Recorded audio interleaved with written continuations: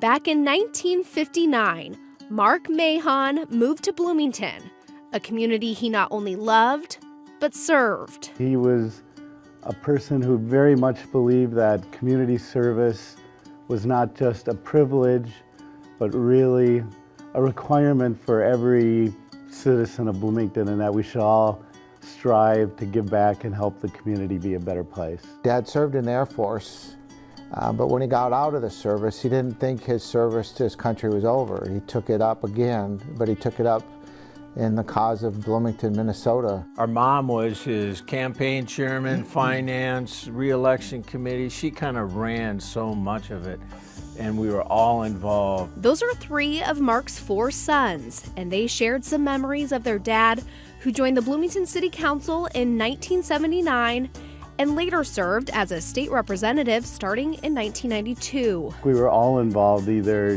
dropping literature, making phone calls. We continuously put signs up in people's yards.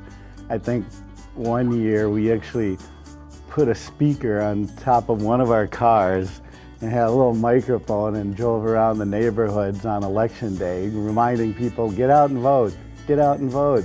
He absolutely loved that time of season when he got to go out, walk around, knock on doors, meet people he hadn't met, explain what the city was doing, what kind of programs they were working on. He knew people were busy and a lot of times didn't get involved, and this was his chance to go to their home, their little piece of Bloomington, and talk to them, and I think he truly enjoyed that. While on the city council, Mark played a role in big projects, including transforming Met Stadium into Mall of America. I remember his trips to Edmonton when they were talking about building this giant big mega mall and the projections that it was going to attract more people than Disney World. And we're all going, in sleepy Bloomington, are you kidding? In Disney World here in our backyard? And so he was always a skeptic, and he always pushed to make sure that if this big money development came in, that it didn't forget the working people and the construction workers and the local people. But I'm sure he enjoyed watching it materialize from the old Met Stadium that sat empty for so many years to what it is today. I'm sure he truly enjoyed watching that manifest and become something significantly important in our country. But according to his sons, one of his biggest accomplishments was his ability to work with everyone. What I also remember about Dad was how much he enjoyed his personal relationships with people on the opposite end of the political aisle.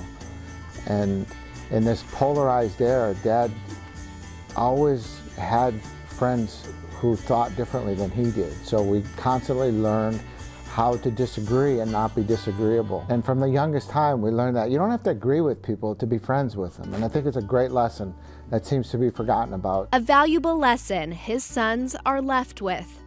Mark died in September of 2017 at the age of 87, still living in the community he loved. I think he liked being a part of a community. He liked what a community made him feel, and he liked how he was able to contribute and give back.